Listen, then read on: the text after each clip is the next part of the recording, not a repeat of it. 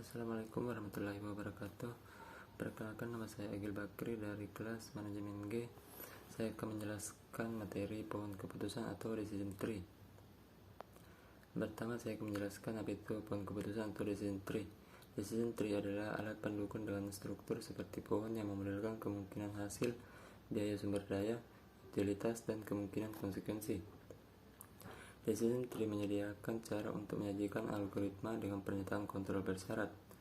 Mereka termasuk cabang yang mewakili langkah-langkah pengambilan keputusan yang dapat mengarah pada hasil yang menguntungkan. Decision tree merupakan salah satu bentuk algoritma pembelajaran terbaik berdasarkan metode pembelajaran.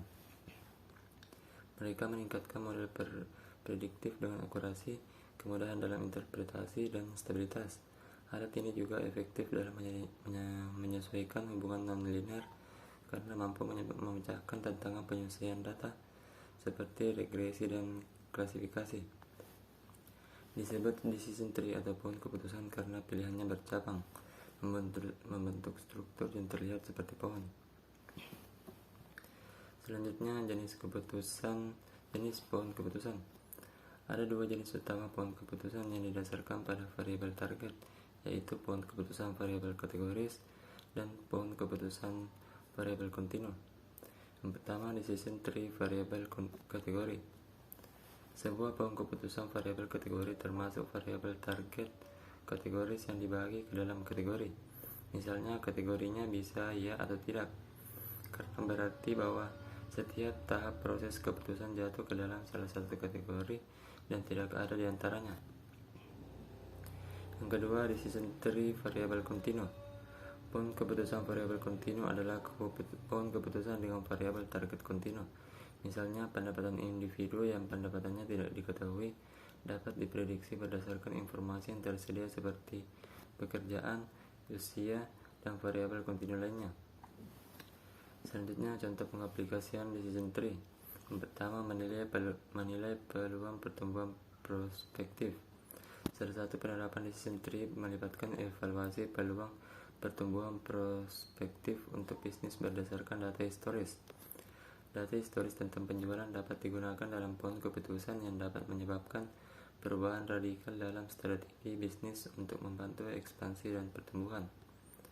Yang kedua, menggunakan data demografi untuk menemukan calon klien. Aplikasi lain dari alat ini adalah untuk penggunaan data demografis untuk menemukan cara klien mereka dapat membantu dalam merampingkan anggaran pemasaran dan membuat keputusan yang tepat tentang pasar sasaran yang menjadi fokus bisnis. Dengan tidak adanya decision tree, bisnis dapat menghabiskan pemasarannya tanpa mempertimbangkan demografi tertentu yang akan mempengaruhi pendapatan secara keseluruhan. Yang ketiga, berfungsi sebagai alat pendukung di beberapa bidang. Pemberi pinjaman juga menggunakan decision tree untuk memprediksi kemungkinan pelanggan gagal membayar pinjaman dengan menerapkan pembuatan model prediktif menggunakan data masa lalu klien.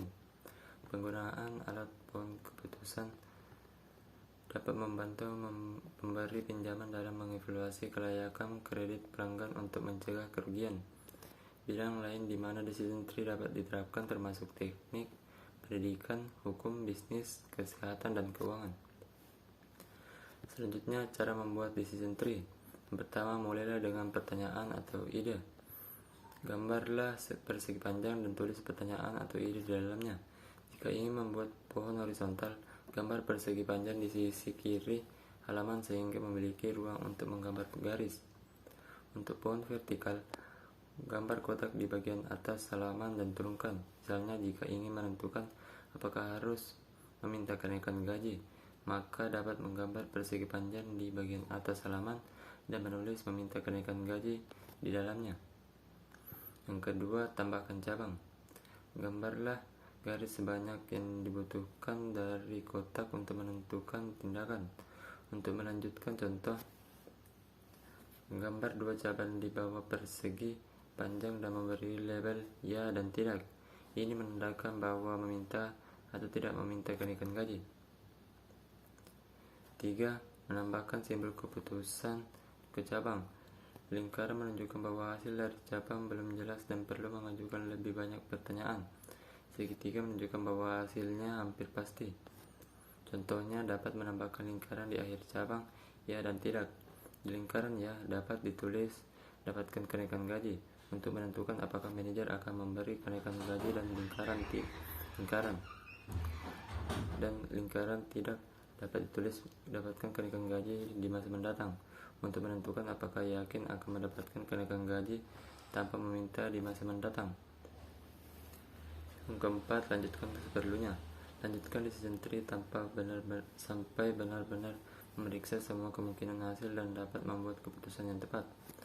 Dalam contoh, akan melanjutkan sampai mencapai jawaban apakah harus meminta kenaikan gaji. Adapun keuntungan menggunakan decision tree, yang pertama mudah dibaca dan ditafsirkan. Salah satu keuntungan dari pohon keputusan adalah outputnya mudah dibaca dan diinterpretasikan, bahkan memerlukan pengetahuan statistik. Misalnya ketika menggunakan pohon keputusan untuk menyajikan informasi demografis pada pelanggan, staf Departemen Pemasaran dapat membaca dan menafsirkan representasi grafis dari data tanpa memerlukan pengetahuan statistik.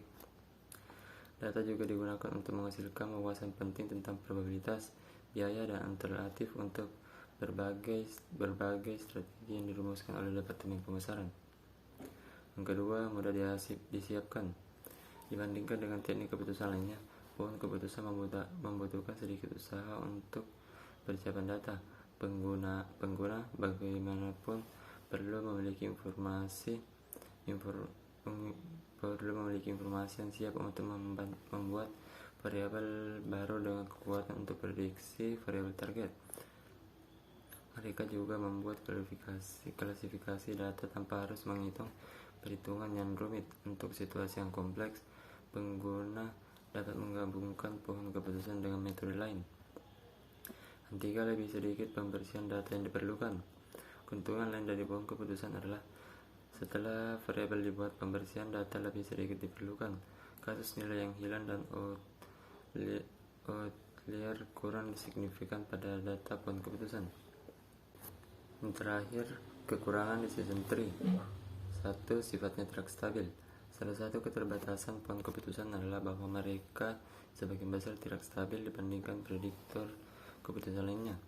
Perubahan kecil pada data dapat menghasilkan perubahan besar dalam struktur pohon keputusan yang dapat menyampaikan hasil yang berbeda dari apa yang akan diperoleh pengguna dalam peristiwa normal. Perubahan hasil yang dihasilkan dapat dikelola oleh algoritma pembelajaran mesin seperti boosting dan bagging. Yang kedua, kurang efektif dalam memprediksi hasil dari variabel kontinu. Selain itu, decision tree kurang efektif dalam membuat prediksi ketika tujuan utamanya adalah untuk memprediksi hasil dari variabel kontinu. Ini karena pohon keputusan cenderung kehilangan informasi saat mengkategorikan variabel ke dalam beberapa kategori. Itulah materi yang sempat saya sampaikan, kurang lebihnya mohon dimaafkan. Wassalamualaikum warahmatullahi wabarakatuh.